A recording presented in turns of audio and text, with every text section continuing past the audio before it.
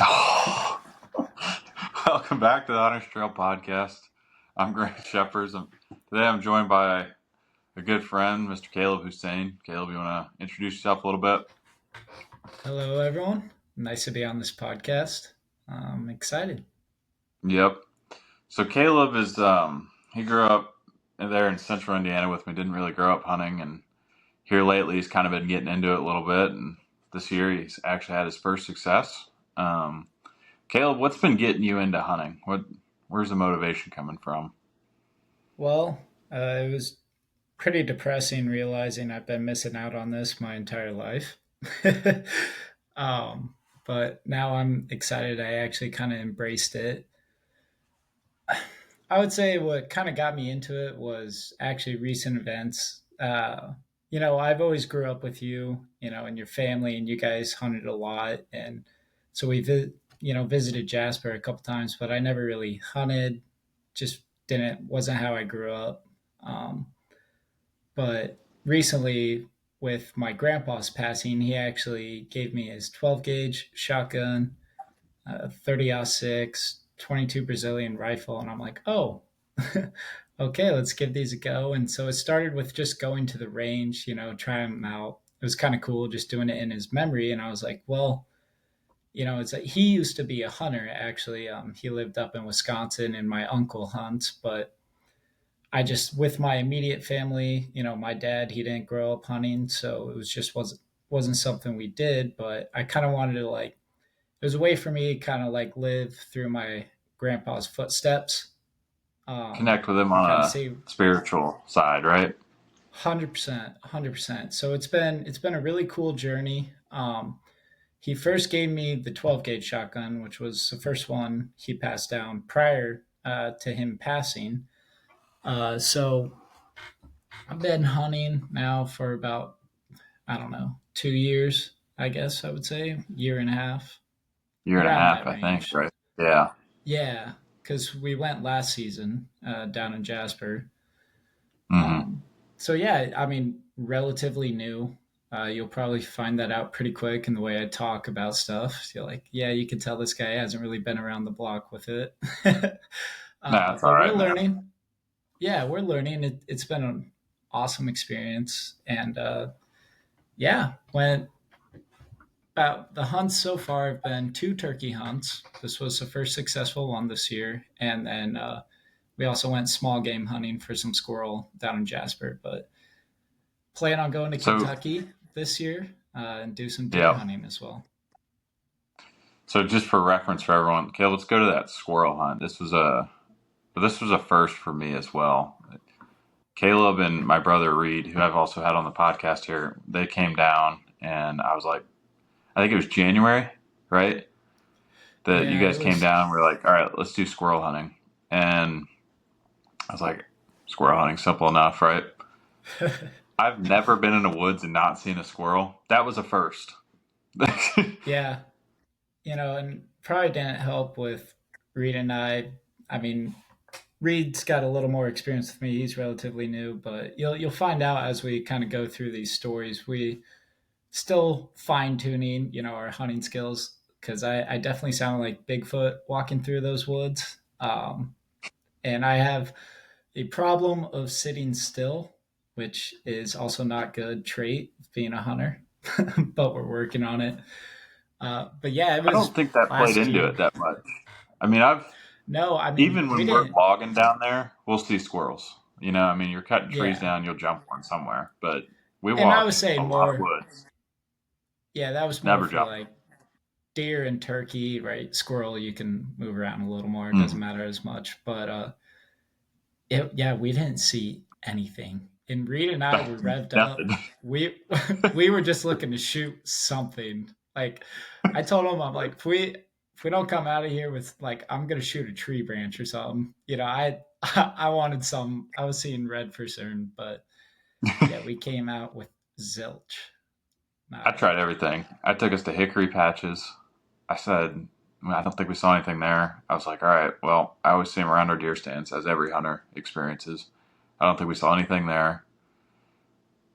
I mean, we just scoured the wood. We never saw anything. It just happens. But Yeah. So what Yeah. about, even though we didn't see anything, what about it was capturing to you that makes you say like, this is kind of fun. I want to do it more. Well, that's what I was actually going to point out. It's like obviously we didn't find anything, and that's a bummer. But at the end of the day, that's just kind of the cherry on top with the whole experience. I've always been outdoors. I love going outdoors, and this is taken it to a whole nother level. But I mean, I remember even on that first trip, that was my very first hunting trip, though it was just for squirrel. But, we got out there early, before the sun rose, and just kind of seeing the woods wake up is just definitely an experience I highly recommend for anyone, regardless if you're going to hunt or not. Just kind of find a spot, sit down, kind of become like one with the nature, kind of absorb yourself in. And you'll notice a lot of things you don't normally notice when you're just like on a walking trail or some, going by or, you know, going through the suburbs. Like it's not the same experience if you truly get out in the woods. And it's really kind of beautiful seeing nature just kind of wake up and then seeing it interact, honestly. I love time and spending time out in the woods. Even when you're sitting there, it's like decompress, allow you to gather your thoughts. So it's like it's almost therapeutic in a way, but you're also there for the thrill of the hunt. So it's really just an awesome experience, kind of all Oh bundled yeah. into one trip. Yeah, absolutely. I mean, it's just fun watching because I've been hunting for 12 years now. So like seeing you coming into it and kind of picking up on the same stuff I was back then when I was getting into it, it's just fun to like see again and your excitement about it. It's It's just an itch you cool. can't get So, rid of. oh yeah. Keep coming Oh back yeah. to it. So, Something. Oh, go ahead. no, what were you going to say? I was just gonna say something that was kind of nice that we pulled out of that trip is that was when I first actually got exposed to turkey hunting. Not necessarily like seeing anything, but literally like you had work, right? And Rita and I were still in college at the time, I believe. So Hmm. we had time to kill during the day. And I remember we went to the Walmart. We were going to pick up some fishing bait, but we also, it's where I purchased my first like kind of pocket knife.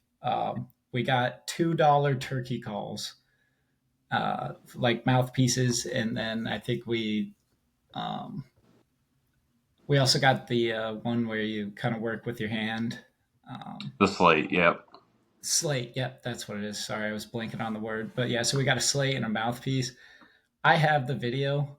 I wish I could like throw it up here. It is some of the funniest shit I've ever seen because we're just sitting in the Walmart parking lot. Just I don't even know. It definitely wasn't calling a turkey. I Let's just put it that way. We were not calling turkeys, and a lot of people were walking by very, very confused because we were still decked out in our camo from the morning hunt, and it was just a sight to see. It was really funny. Oh yeah. But I don't know that's if you've where, talked to Reed at all lately, but Reed called me last week or so and he was trying to practice with that turkey call again. And he yep. had it, he's just got a bad gag reflex. So I've got the phone to my ear. And he's just, I'm hearing choking noises and stuff. And I'm like, what am I listening to?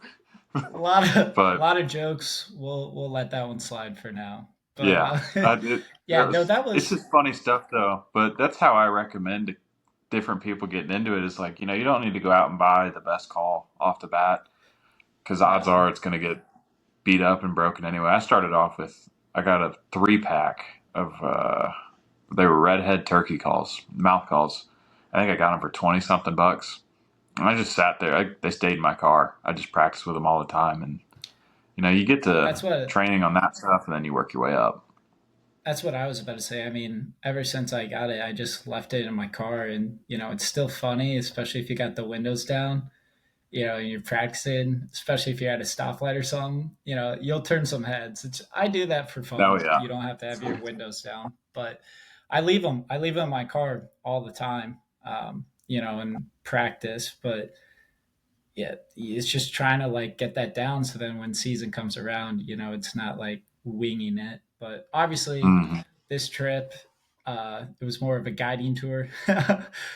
We had you, Colin, so I wasn't too worried. But it's exciting Yeah. though.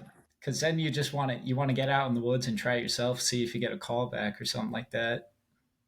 Oh yeah, my first couple years of actually getting on birds and stuff, I was going with my uncle, and he was, the caller, right? So I was sitting there watching and stuff, and then over the couple years, I got into calling and stuff. But like watching and learning that way is great, but I really do think that there's no better way to learn than to get out there and just trial and error, because you'll mess up. Like you'll do a call and that turkey, you'll see his head go running, right? Or you'll do something and it'll flip his head and he'll come at you. And it's just quick ways to learn real quick that way, and it's fun. It's fun to do. So, all right, Yeah, let's get I into would the say stories. which one, Oh, what were you gonna say? which one you want. What were you gonna say I first? was just gonna, yeah, I was just gonna say YouTube University and watching you. Those have been the Oh two yeah, things I've used to try and learn. But I yeah. mean, there's so much free content out there. Even during this most recent trip, we were watching YouTube videos, and I was picking up stuff there. You're just hmm constantly learning. Those YouTube guys make it look easy though, don't they? Yeah, it gets you revved up. You're like, okay, and then you get out there, and it doesn't go how it goes in those videos. That's also why those videos It's have thousands of views. But yeah, it's like, oh like wait, that turkey could be hunting. me. You got to plan for this, or well, you shoot for here. Like you're like, all right, we'll sit here. The birds will work down. It'll be great, and then it actually goes here, and then from there it splits off. I mean, it could go left or right. You don't know. I mean, we saw that in the times we were out here hunting. We were 100%. just close enough so many Oh, times, or just far enough so many times that it make you want to pull your hair out. So, 100%. but let's get into Yeah. that. Let's get into the Caleb. So this past 2 weeks ago, right, something like that. Caleb and Pryor, Mm. one of our friends is they came out for turkey season here, and Caleb, let's have you tell your stories, man. What'd you pick up? What left impressions? And obviously, there's one that's going to stand out a little more. But Yeah. Um, wow, that's pretty open ended. I mean, I was to start. It was coming from Indy, driving out west to Kansas. Pryor and I, we carpooled together, but that was about a 9.5 hour drive. So it was quite the haul, quite the commitment. So it's like if we're going out here, we were really kind of honed in, wanting to get a bird. But we were coming out just as much to see you as the trip. But yeah, you spend the money, you go on the trip. It's like you're ready to get after it. And so we kind of came in with that mentality, like we're gonna do whatever it takes, and it literally took whatever it takes. Like I mean, how many hours do you think we were out there? What, 20 plus? I yeah, think. that or more, something like that. It's getting out there early before sun. Staying till like 10, 11 a.m. Sometimes a little longer, and then scouting in the afternoons. And the trip was, heck, 4 days. But I mean, the entire time we were out in the woods, and we would just kind of use your apartment as home base to rest, eat, and recuperate. Wasn't a lot of sleeping that trip, um, but it was 100% worth it. Yeah.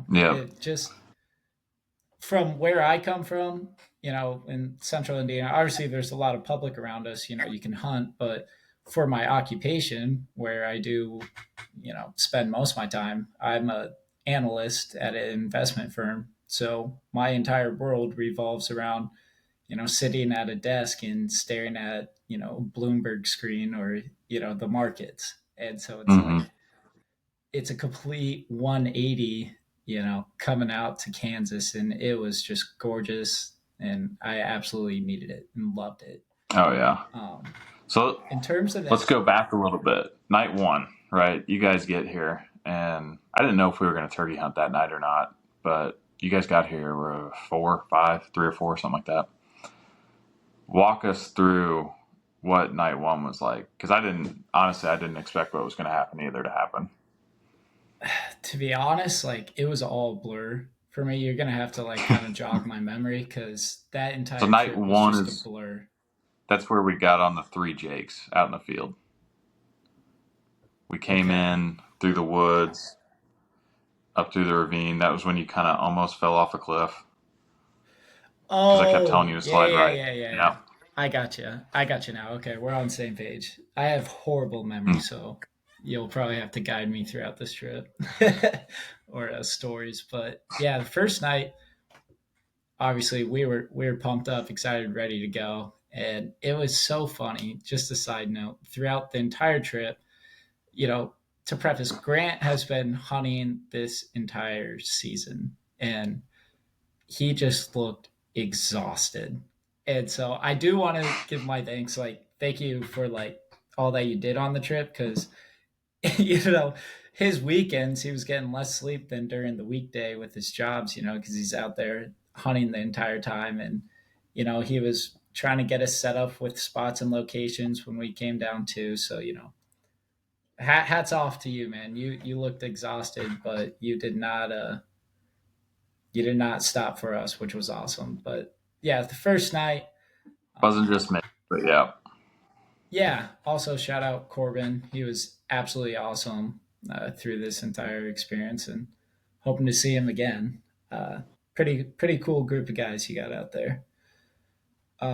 But yeah, Hmm. so back to the first night, we set up on some land in which you got permission to hunt. There was a specific field in which we saw a lot of the turkeys. Um, just meandering about out in there. And so around that farmland, you had tree line and the ravine, as you mentioned. So we were on the opposite field. We crossed the ravine and set up in that tree line. But there was a lot of lessons learned within just that first night, which was good to carry forward for the rest of the trip. Um, Pryor and I were once again, we were revved up, ready to go. And so something I had to learn very quick is that with turkeys, right, their sight is incredible. And so you can't move a lot. Hmm. Um, and I was thinking I could just go commando and set up and sneak up on them, even though like I looked like Bigfoot throughout the entire, tree line. But that Yeah. that first bit was insane because we basically had to army crawl to try and get within range of them um, along the ravine. And prior to us coming up for the trip, I mean, you guys got smoked with rain, right? I mean, it was just Oh yeah. downpours. Yeah. And so We we, had there's a creek on this property that, for everyone listening, there's a creek on this property that up until a week before they came out, you could walk across pretty easy with boots. When they came out, that thing was probably 2 or 3 feet deep, not passing it. Like it was no, ripping, and unless it just not something you wanted to pass at that time. yeah. And So so that's about how much we rain we had. started, yeah. And so we're working across this thing, and actually, like a lot of the mud had been worn down. And so it actually turned into like a semi gorge where it was pretty steep on both ends. And so we're like walking across this thing, and we're tripping and falling a little bit, getting used to moving around with the guns and the equipment. But there was a point where we finally set up, and Grant's whispering to us, how to line up to try and get the shots. And the jakes were just out of reach. This is going to be a common theme throughout the entire story. It's just constant tease where you see them for hours. You're not moving for hours, but they're just out of range, and it just drove me up a wall. I'm not gonna lie.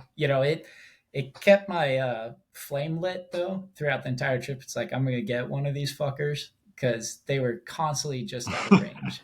And so for this first Yep. night, we were trying to adjust to get a little closer. And at this point, we're laying prone, looking out into the field, and behind us was just a steep drop off into the creek. And Grant's like kind of whispering towards me. He's like, move right, move right. And I'm like, I can't. Because literally, if I did, I would be sliding a good 30 feet down into the creek and going for a little swim. Um, but When you said that, yeah, that was when I see you guys prone, right? You're on the field edge, but the back's there. I thought you could move a little further right, and you're like, I can't. I look down at your feet, and I see the only reason you're in the position you're in is because you have both feet propped up against this tree that's sitting there. I'm like, Yeah, oh, if he's got no tree, he's going down. literally. And But it's like if I moved a little right, I was already, because you were kind of harping on me, and when I say harp, it's a aggressive whisper, when you're in that position getting ready to shoot. Um, but he was harping me, move right, back up, because I was a little too far out, not truly like covering myself with foliage and tree line, and my barrel was kind of sticking a little too far out. He's like, back up, and I'm like, I mean, I'll try, but you may get a good clip of me rolling down this damn creek into the creek. So yeah, yeah, it was that just a was the tricky first. situation. We were in a bit of a danger zone with the turkeys there because the turkeys were at this range where we had a little bit of grass before this farm. I think it was what was a cornfield last year. But a little bit of grass, and like when you move at 60 yards and they're right there, you better be sure, because they'll look and they'll Yeah, just see it and they'll be gone, and it just yeah, hurts. and But yeah, that was day one. tough. And that's going to be through the Yep. entire trip until like one of the last hunts. Just constantly watching these Hmm. things just move around. And you're like, if you move 10 to 20 yards closer to me, it's game over. It's still got to hit the shot, but you're at that point, it's like you're not even nervous anymore. At least I didn't, as we progressed through the trip, I wasn't nervous, like, oh, what do I do, like in that moment? Because first time hunter is like, I've never, sighted in something with the intention, for taking its life. And so I was like, that's going to be a whole new experience that I've never had in my life. And we could talk about that later too. But at first I was pretty nervous. I'm not gonna lie. But man, I just got pissed off. Honestly, I was like, it went from being nervous to pissed off, and I'm like, I am ready for them to get in range. Oh Uh, yeah. So let's go to day two, where it was kind of the same stuff, but it felt like it was a little more self-inflicted pain on everyone's end.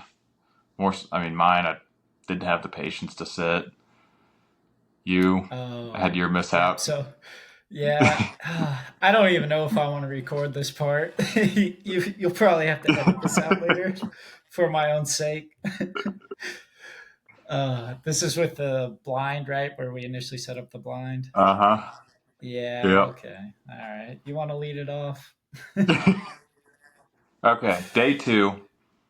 We watched those birds. There was more than just the three jakes in the field. It's a very large field, probably 80-acre field, I'd say, something like that. And there's two corners, and we kind of watched the birds roost down there. So I'm like, all right, we've hunted this earlier in the season. I'd hunted this field too, and we got a bird there. I was like, all right, we're gonna set up here on top of the hill because I'd seen them move that direction before. We'll set up a blind, put decoys out. It was gonna be really windy, so we couldn't really call much, and then we'll see what happens from there. So we get to sitting. Oh gosh, a while. I mean, we see birds fly down. We see them work every part of this field but ours. So like an hour and a half, maybe 2 hours goes by, and I start getting like anxious and nervous. And they're down in a corner where I've snuck up on them before. So I was like, all right, someone stay in the blind. Someone's gonna go with me. We're gonna try and stalk up on these birds. Caleb, you decided to stay in the blind. Pryor went out with me, and Pryor and I get 70 yards down the field into the corner, and we look down the hill and we see the group of birds. I'm like, oh, that's where they are. So I call you. I'm like, hey, you got to get out here. Sneak up, kind of crawl or arch walk over to us. Like we're going to try and army crawl up to these birds. So we're sitting there, and I'm kind of waiting for you. So I'm kind of sitting in the middle of nowhere, no man's land, just out in the middle of the field. And like 5 minutes goes by. I'm like, what's he doing? Because I didn't even see you get out of the blind yet. And then like 10 minutes goes by. I'm like, all right, I'm going to call him. What are you doing? Get over here. You're like, well, I'll let you tell the story. This part from here. Oh gosh.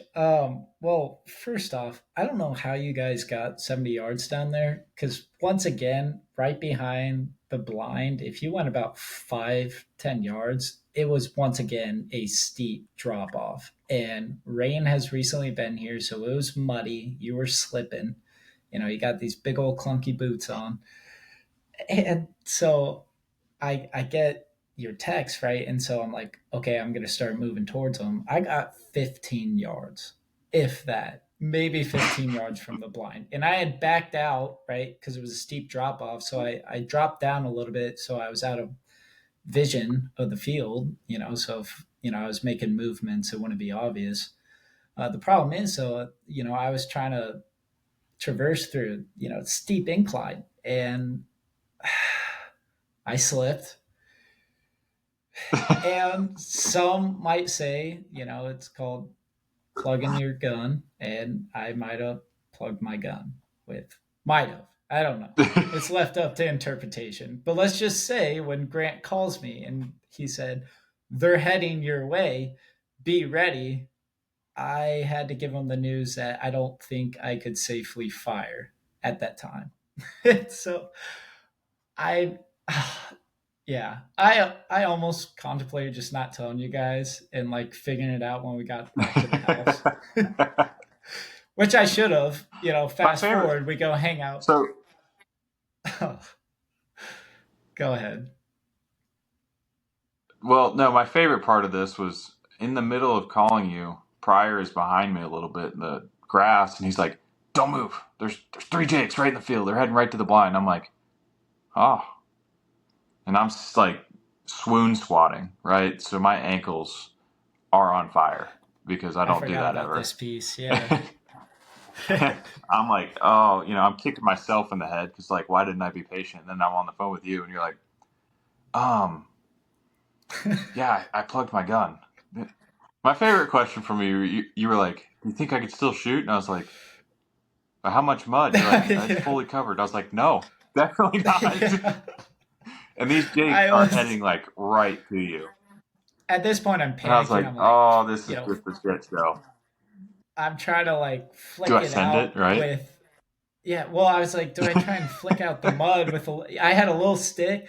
Problem is like I'm panicking because I know they're coming, and so like I keep trying to flick it out, but I'm jamming the mud deeper in. I'm like, I give up, and I was, Yep. yeah, my heart sank. I was like, are you Hindsight, freaking though, kidding me? those birds on the way to you saw me swoon squatting.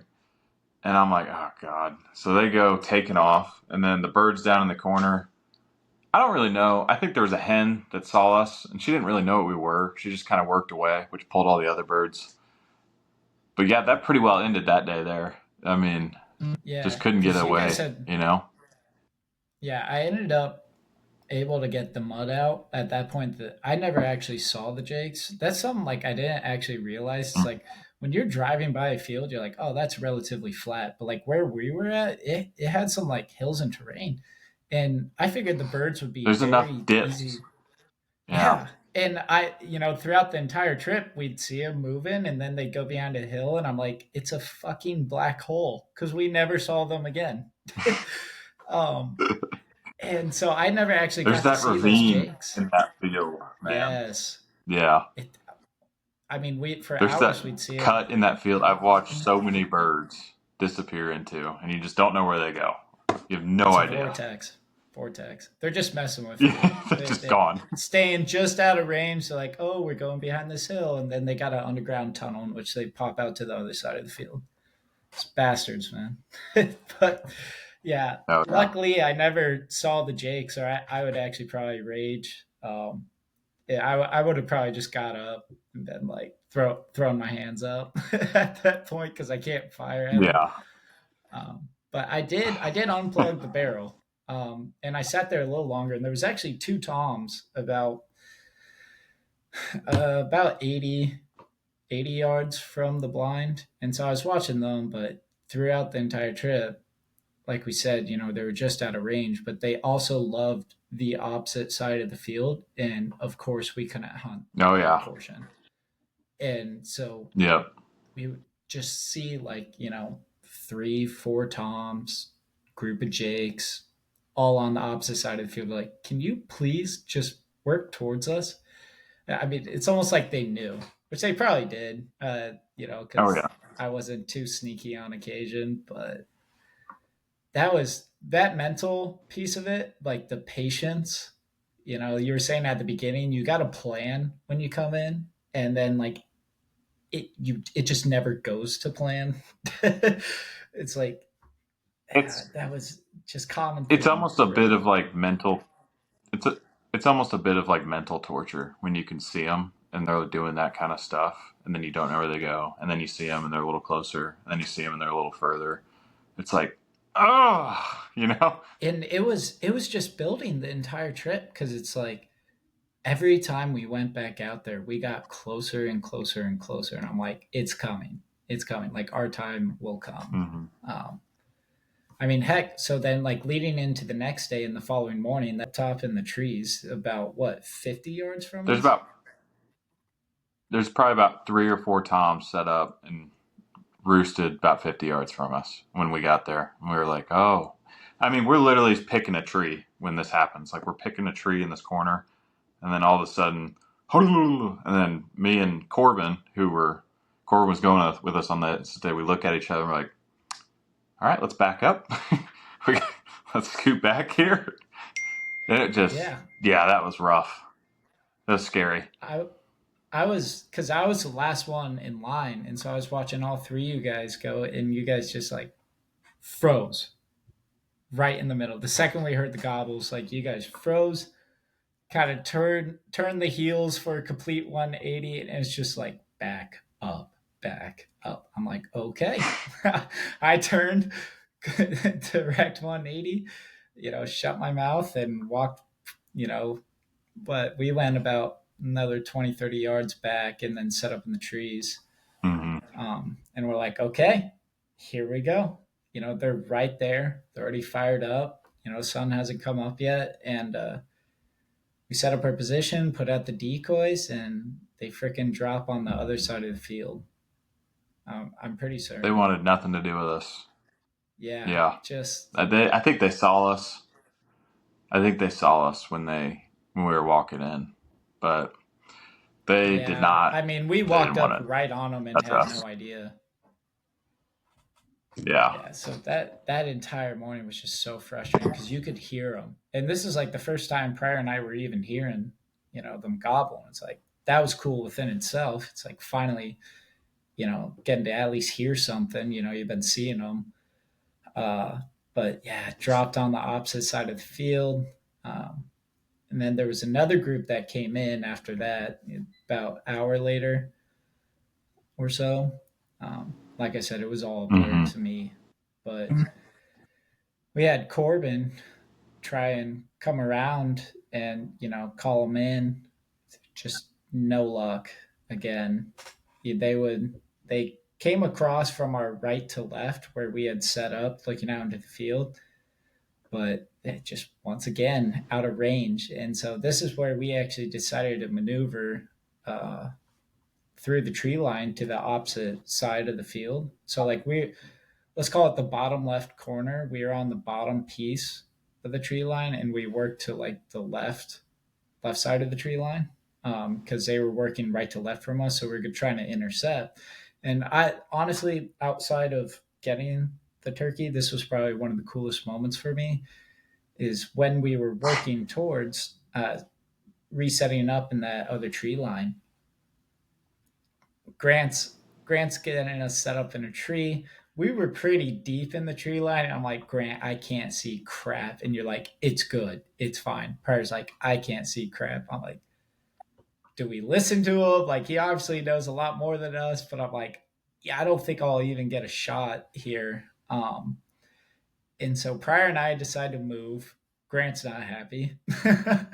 And so we get up, we start moving left, um, and next thing you know, I'm walking, trying to set up, and out of the corner of my eye, about what 20, 30 yards away initially, I see a deer, a doe, just minding her business, eating some leaves. I'm like, are you freaking kidding me?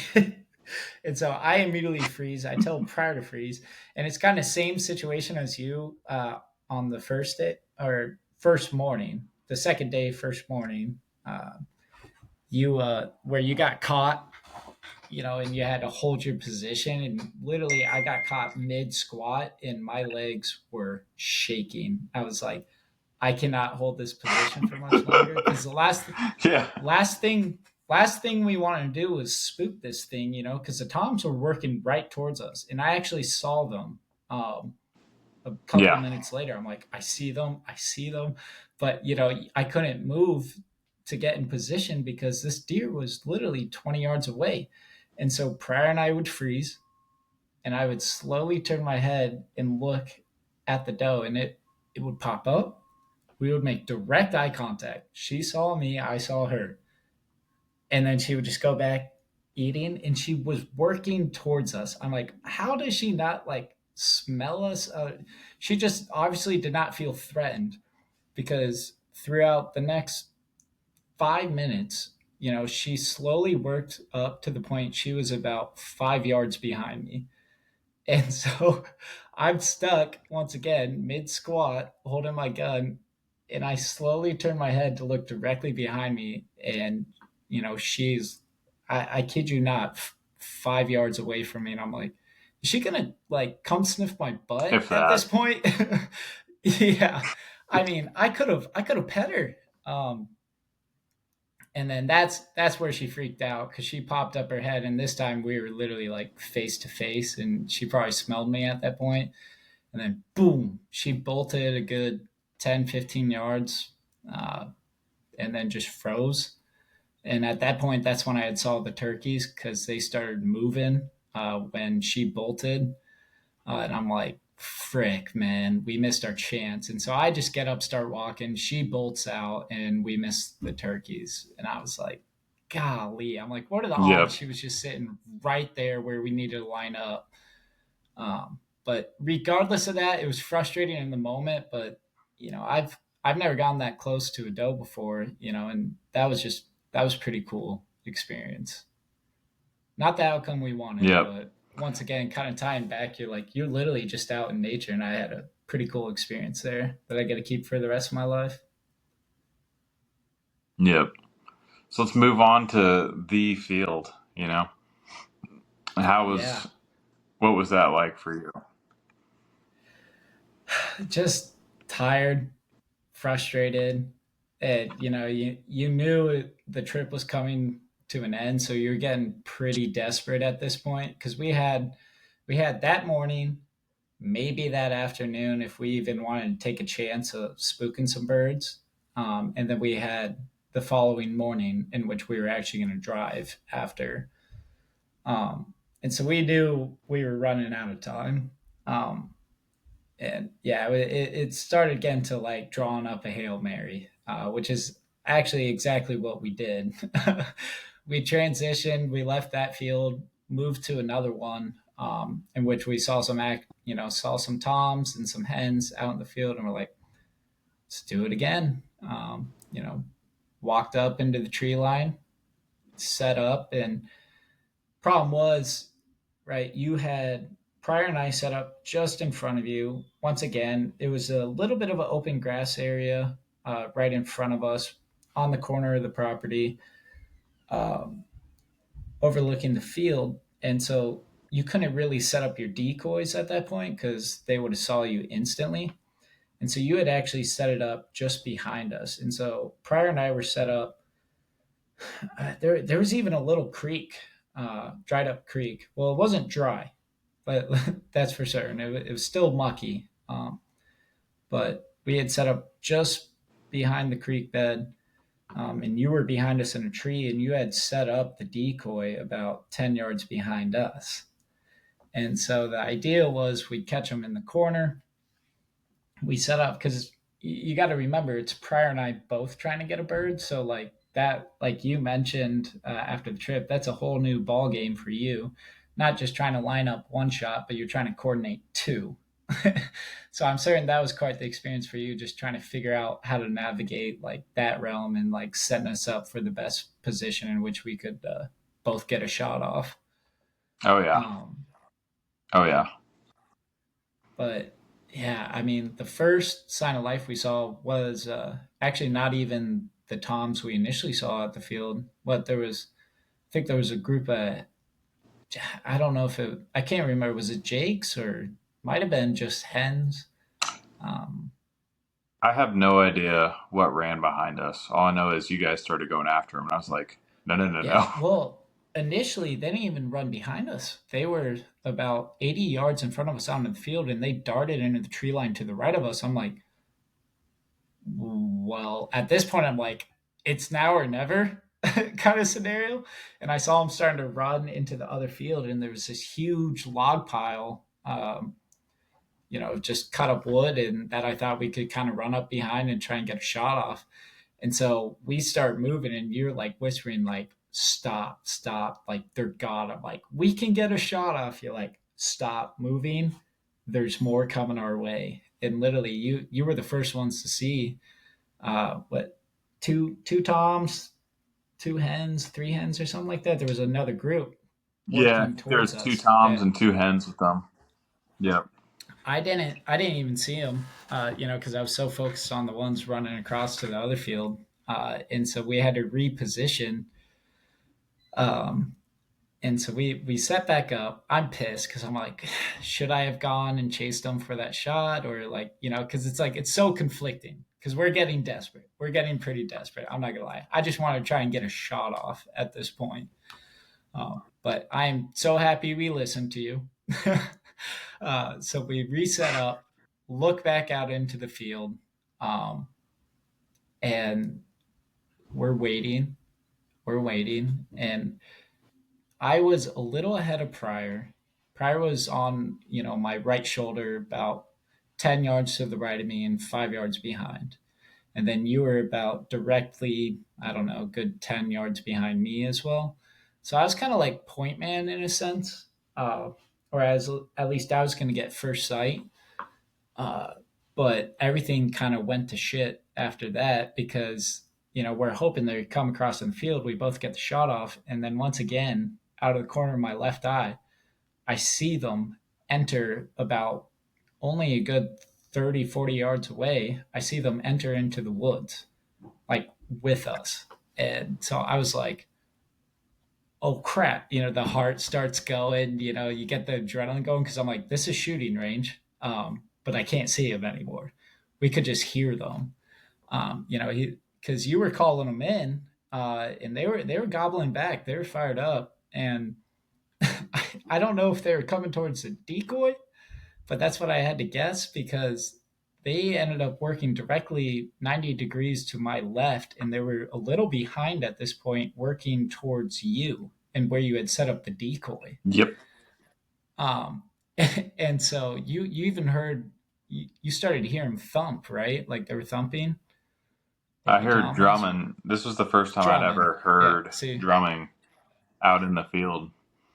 It was I heard it and I was set up against this tree. It wasn't a very big tree, and I heard it like back behind me, and I was like, "Oh shit," you know. So I have my turkey vest, and I kind of just like slowly just crouch down into it and just huddle into it because I'm like, if they come behind, maybe you guys will be able to turn and shoot, but if they come from the left, they're gonna see me right away. So I get like as low to the ground as possible. I'm like, oh boy, here we go. And then Yeah. this is when you kind of did your little show. I went commando. I finally did what I thought I was going to be doing. And yeah, so I was the only one to actually see them initially, but I couldn't. They were too close, and I was so afraid to like speak too loud or something. So I was trying to whisper to you guys, like I see them, like they're to our left, but like I couldn't. I was calling your name and I was calling Pryor, but I wasn't getting a response. So I said, "Fuck it, like I'm just gonna try and set up." And so if you move your hand to like scratch your head, the turkey can see that at least, 60 yards away. They're going to see that immediately and run away. And so here's me where I have to do a Oh yeah, complete 90-degree turn with my gun to try and set up a shot. Um, And so I'm on, like I said, I'm on this muddy creek bed. So once again, it's like really slippery. And it, in the photo where eventually get the bird, I am just caked in mud, like on the, waist down, because I'm rolling around in this creek bed trying to transition to get the shot. And boy, were you and Pryor pissed because, literally, I am completely turning my body, and making big movements to try and set up the shot. Obviously, I was going slow, but there was a point where I was trying to transition, and you guys are like, "Quit fucking moving!" It's just most aggressive whispering I have ever heard in my life.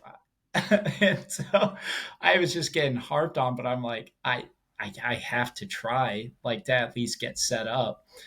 And it was funny because where I was set up, I was in the creek bed, and to the left of me was this massive tree, just huge. And it had a bunch of, it was dead, I believe, but it had no leaves. And so, like, twigs were everywhere, branches. It was really thick, and I could barely see. It's like But, a like, cedar tree for those that yeah, want to visualize. He was set up against the cedar tree, and the bottom, obviously, of those trees is a lot of times the branches are dead, but thick, thick tree. yes. And so, go figure, I had to rotate left and try and find a way to shoot through this thing because the turkeys were on the opposite side. And so I eventually transition, right? They're pissed. Into, like, Grant and Pryor are pissed because, like, I'm just making so much movement. And then they see me raise my gun, and it fell quiet pretty quick. They're like, oh shit, like, he may line them up here. And so I went to side up, and I'm looking across these trees, and just on the opposite side of the tree is like a nice little open, like, pasture per se, like a little bit of tall grass. And, like, just to put it in perspective, when I'm looking through this tree, I can't tell, like, Hen from Tom. Like, I can't see any beard. Like, it's that thick. I don't I really don't know how I shot through this thing. I found a little hole, and I was like, we'll try it. Like, it was just a tiny window, and I'm like, even then I was like, man, I don't know. But it was coming towards the end of the trip, and I'm like, we're gonna go for it. And so I line up, and I get in my position. And so Grant and Pryor start to realize what's going on here. And so they fall pretty silent. Um, and I was terrified that when I saw them, right, that they were working towards Grant. So I knew I had to get a shot off, or, like, they'd eventually be walking towards Grant. And, like, A, I couldn't shoot in his direction, obviously. And B, they'd probably see him and spooked and run off. And then that's the trip, right? So I line up, can't tell a difference between Tom or Hen. So I'm already terrified. I'm like, I hope I don't shoot the wrong one here, because that would be nothing but trouble. And I got so lucky because, they were drumming, but then next thing you know, whoosh, one of the toms fanned out, and I was like, got him. That's the one. And so I just honed in on him, didn't move the gun. At this point, I'm set up. They saw me flick off safety and put my finger on the trigger. And, you guys described it like it was waiting for, like, a jump scare in a horror movie, in a sense. Cause I mean, I probably waited a good 15, 20 seconds before I actually pulled the trigger. I lost sense of time, to be honest, cause I was just so honed Felt in. like hours in the moment. Yeah. Yeah. And I was looking down the side of my barrel, right? And so I got my spot. Obviously I could move it a little bit if I wanted, but like I said, it's like I had one window, and it's like I needed them to come across, or, like, I wasn't gonna be able to get a shot off through this tree. And so the Tom had fanned out, came back out, started strutting, and I'm looking down the barrel, and this thing is moving side on, coming right towards my, like, line of sight. And I'm like, oh my gosh, like, if this thing moves one more foot, or, like, one more head bob, right? Because it was kind of bobbing its head a little, strutting. I'm like, just one more head bob, and I'm pulling this trigger. And sure as shit, it lined up. I got so lucky. moved right in there, and then I really didn't even think about it. I just fired, went for the shot. Ears are ringing immediately.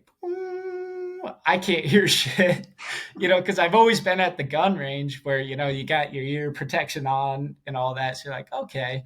Now, this was like kind of first time truly shooting it without any like ear protection. And so, my ears are ringing. Next thing you know, like kind of come back to your senses. Grant's like yelling at me, like, reload. So I book it around the tree in the creek to like get a cleaner sight into the grassland. I reloaded at this point and I'm looking, I see two dart off um, into the woods. You guys said one flew. I didn't even see the one that flew away. And I'm like, shit. Like, are you kidding me? And next thing you know, there's just little wing flapping, above the tall grass. And I just went ecstatic. I was like, let's fucking go. I was just screaming, Yep. ran up on you, like, you like grab it, not grab it per se, but make sure it doesn't run away or fly away. And so, I held it down and made sure, it kind of finished the little nerve tweaking. Um, but man, that was such a cool experience. It's just the amount of like satisfaction I got out of that kill was because, we hours upon hours of watching these things and like having to stay completely still and just seeing them out of sight in which you couldn't get a clean shot. And to finally get one, I was like, just so satisfying. Um, Felt super Oh yeah. accomplished, obviously, but and just like reflecting on it, that shot. Go ahead. Uh, Reagan was spam calling me, so it kind of paused it. Continue. Sorry. Go back like 5 seconds. Um, I was just saying how satisfying that shot was. But like in the moment, reflecting, it's like, I played collegiate sports. Like I had been in like high competitive environments like my entire life. And so like I knew what it was like to get an adrenaline kick. But when I had that thing sighted in and I knew like at that moment I was going to be able to take its life, it just, my vision, everything else kind of like faded away. And I was hyper focused down the end of the barrel looking at that turkey. And I like the adrenaline, like you said, I've truly never felt something like that before. Like it was damn near primal, you know. Yeah.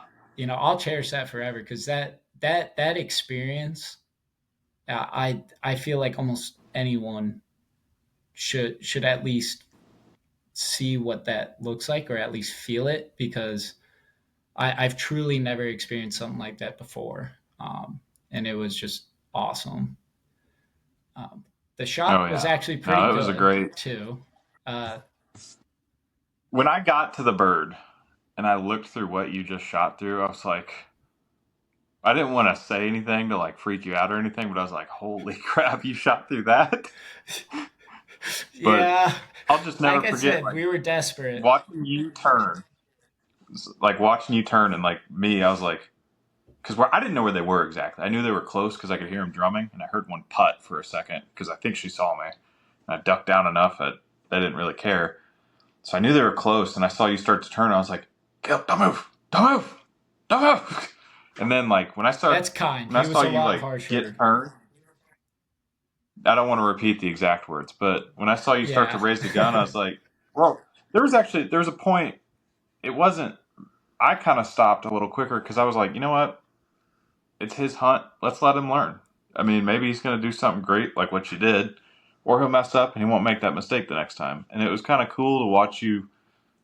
You moved really well in terms of you moved slow, like really slow, and then you got that gun up, and I was like, everything went super quiet. And then, like you just said, it was like a jump scare. I was like, oh, he's going to pull the trigger. And then you did it, Just and then I saw the waiting. bird fly off, and I was like, oh no. But it was Sure awesome. It was just shit. something awesome to see. And like your excitement behind it just made everything so much more enjoyable with that.